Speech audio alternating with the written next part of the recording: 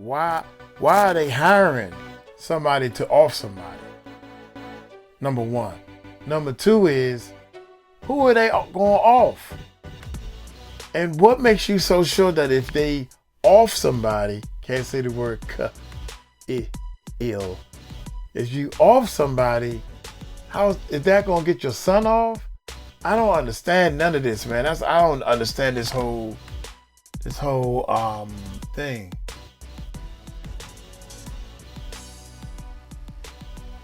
So hit that subscribe button, hit that bell. It's gonna be part 2 of this. Austin Metcalf died at the hospital. His mother arrived there just as the ambulance was pulling up to the hospital. She received a frantic call from Austin's twin brother telling her Austin had been stabbed. I tried to whip around as fast as I could, but I didn't see the stab. But then I look at my brother, and then I'm not going to talk about the rest. So just that's just what I saw. And I tried to help him. Just because the kid was mad, my son is not here anymore, and I don't understand it. As the indictment is read out loud in court, the words "first-degree murder" cut through the quiet like a blade. When the charges against Karmelo Anthony's parents are officially announced, the gallery erupts in gasps. However, the evidence connected to the indictment is even more shocking to the courtroom. The days before the murder were directly linked to a startling $90,000 0 cash withdrawal. Prosecutors claim that financial records demonstrate the withdrawal was made in several transactions at various ATMs, each of which fell just short of the threshold for reporting suspicious activity. According to investigators, this was no accident. It was intentional structuring, an effort to evade detection when transferring substantial sums of money. Although they have not yet specified how, they contend that the funds were utilized to finance crucial actions related to the crime. The evidence is presented methodically in the courtroom. Bank logs, ATM surveillance stills, and timestamps that correspond with significant events in the murder timeline are shown on screens. Prosecutors emphasize that it is impossible to overlook the financial trail. One lawyer looks directly at the jury and says, "Money leaves a fingerprint." The defense immediately retaliates, claiming that the withdrawals were inflated to support a weak case and that they represent typical family expenses. They portray the transactions as at most circumstantial and imply that there is no concrete evidence linking the money to the crime. Even so, the sight of tens of thousands of people being drained in quick succession strikes a deep chord with onlookers. She just took my son is gone, and I don't really have words. I've tried to figure out what I was gonna. The revelation dominates headlines outside. The murder case is linked to the $90,000 0 withdrawal. According to one outlet, there are a lot of theories on social media about where the money went. Some people think it was to pay off accomplices or silence potential witnesses, while others think it was an attempt to hide assets before investigators closed in. And now people are wondering, will the defense be able to portray this financial trail as mere coincidence, or is it the missing piece that prosecutors needed to make their case? Would $90,000 0 in mysterious withdrawals persuade you to change your mind if you were a member of that jury? As the prosecution calls its first witness of the day, you hear the gobble strike once more. A forensic accountant assigned to unravel the dubious financial trail. With spreadsheets and transaction logs flickering into view, the atmosphere is tense and everyone's eyes are fixed on the screen. According to the witness, the $90,000 0 wasn't taken in all at once. Rather, over the course of several days, it was removed in smaller steps from various machines. Each transaction totaled slightly less than $10,000 0, a pattern that investigators referred to as structuring. This is a warning sign that is frequently observed when people attempt to evade required bank reporting requirements. Prosecutors emphasize the timing of these withdrawals the most, with many taking place just hours after significant events in the murder investigation. The prosecution shows ATM security footage to back up their allegation. According to reports, grainy stills depict Karmelo Anthony's father pulling up his hood and making a series of late-night withdrawals while wearing a tense expression. A few days later, another video seems to show his mother doing the same thing at another place. Prosecutors contend that this trend was more than just an anomaly. the two were purposefully coordinating. The defense raises an objection right away, claiming that there is no proof linking the money to the crime. They maintain that the family had good cause to access substantial sums of money, citing the escalating costs of personal expenses and legal fees at the time. Cash withdrawals are not murder weapons, asserts one lawyer firmly. They're being turned into a story. The damage is still apparent, though. Jurors lean forward and scrawl frantically. The prosecution emphasizes that the majority of people would have preferred transparency over secrecy at the time these financial transactions took place. Reporters grab hold of the story outside the courthouse and call it the $90,000 0 cents trail. There is a lot of conjecture on social media, with some users claiming that the withdrawals had to be made to settle a debt. The question remains, does the pattern itself establish guilt?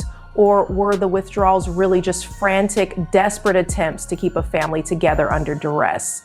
Would the video persuade you or make you question your judgment if you were in that courtroom, as the prosecution reveals what they refer to as the critical connection? You're bending forward in your chair. The testimony of investigators who followed the money's subsequent whereabouts is now combined with bank logs from the $90,000 0 cents withdrawals. They discovered that some of the funds were linked to money orders and prepaid debit cards that were bought in the days right after the crime. According to one investigator's testimony, the prepaid cards were used to cover hotel stays and untraceable ride-sharing trips, locations that prosecutors claim correspond with the movements of important witnesses who subsequently lied. The fact that another part of the money was purportedly transferred to a family member's account raises additional questions about whether the family tried to conceal or redistribute money to evade confiscation. And once again, the prosecution emphasizes the timeline by projecting a chart that connects each significant withdrawal to specific points in the murder investigation, including the night of the crime, the day following questioning, and even the hours before a key witness changed their previous statement.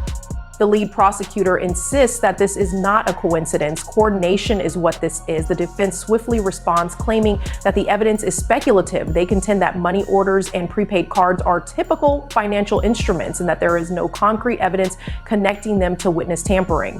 One defense attorney claims that the state is painting shadows as evidence, urging the jury to concentrate only on what is indisputable. A federal investigator with expertise in financial crimes. Although he presents the evidence in a calm and methodical manner, the tension is heightened beyond recognition. A map showing a network of cash flow linked directly to the $90,000 0 cents withdrawal is displayed on the screen behind him. His report claims that some of the funds were transferred through several accounts that were set up using fictitious names.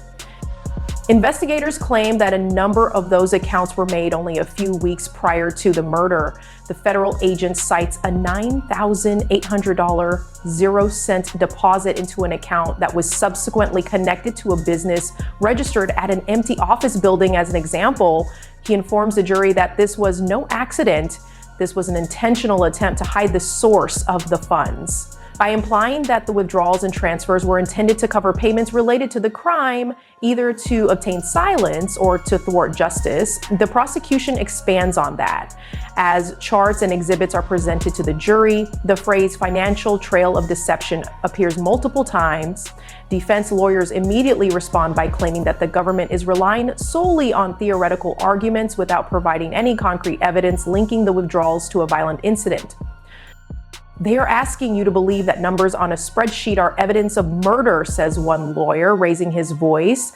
The defense points out that no witness has attested to getting the money and no record specifically identifies the parents as payoff masterminds.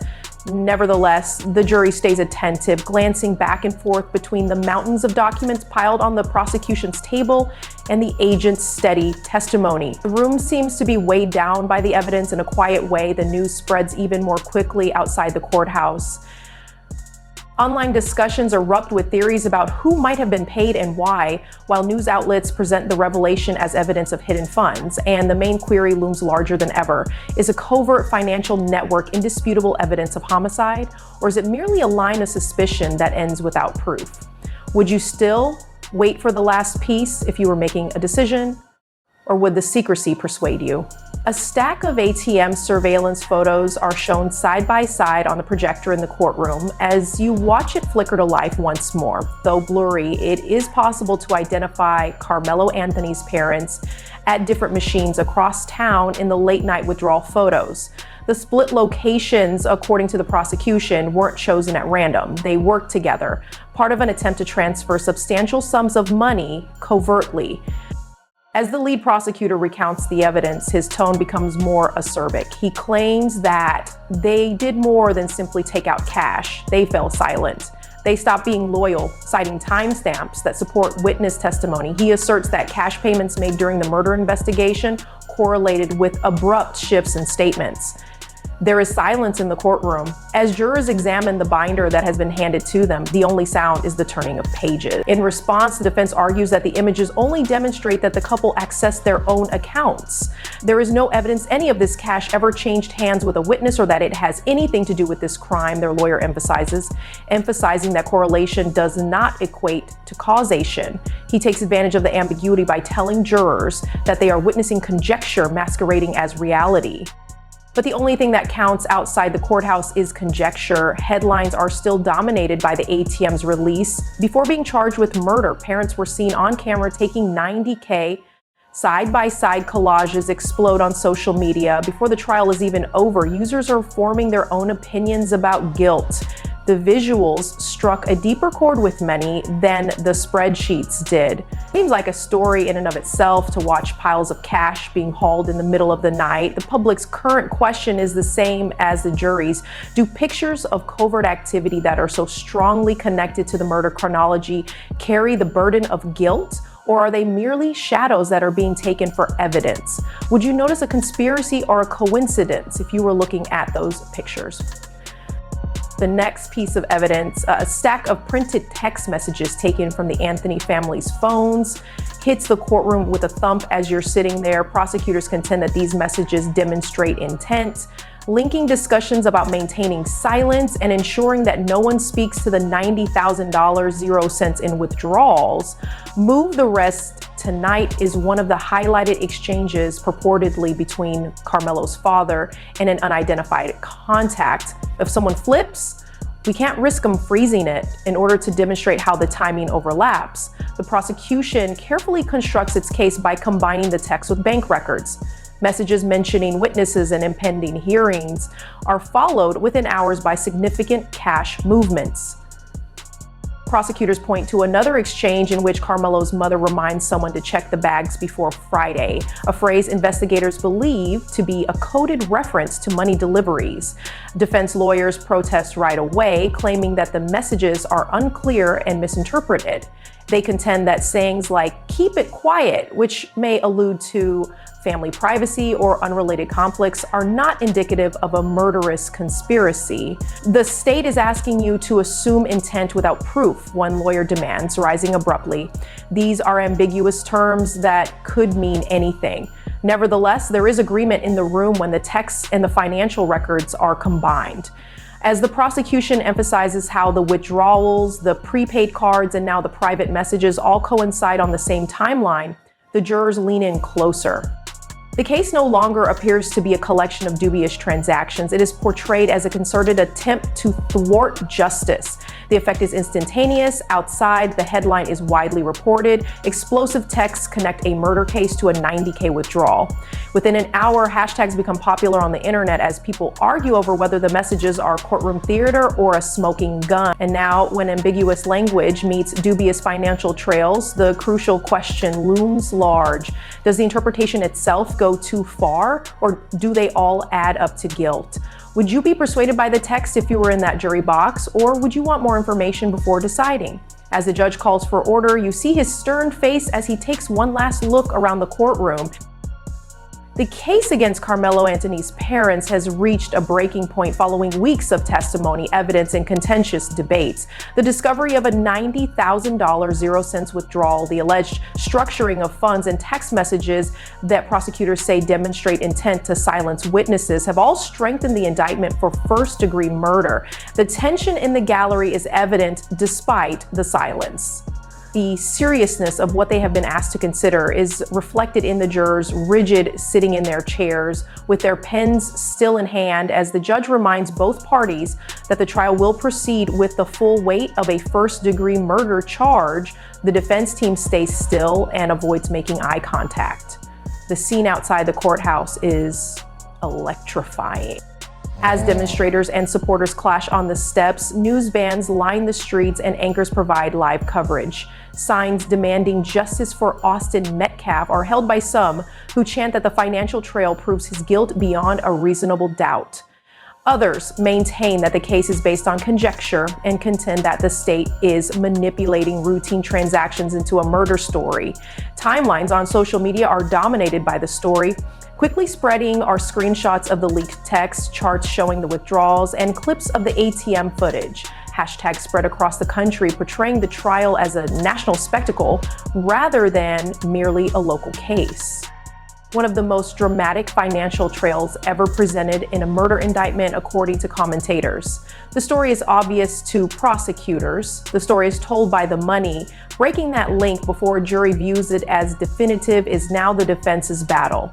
Furthermore, the issue has grown much beyond a single family or crime in the eyes of the public, because when big sums of money come to light in the context of a murder case, does the investigation uncover the truth, or does it only create more questions than it solves? Man, it's a bunch of bull, I think. They still ain't talk about these large sums of money that the family is taking out, and why they taking the large sums of money out, and who did they pay to? Oh my God! First of all, we can't pay him anymore. What this? First of all, real talk, I'm not even. Karmelo Anthony is facing fine. Oh man! Flagged by federal. This clown, dude. I feel sorry. I feel sorry for the mother. I feel sorry for Karmelo Anthony's father.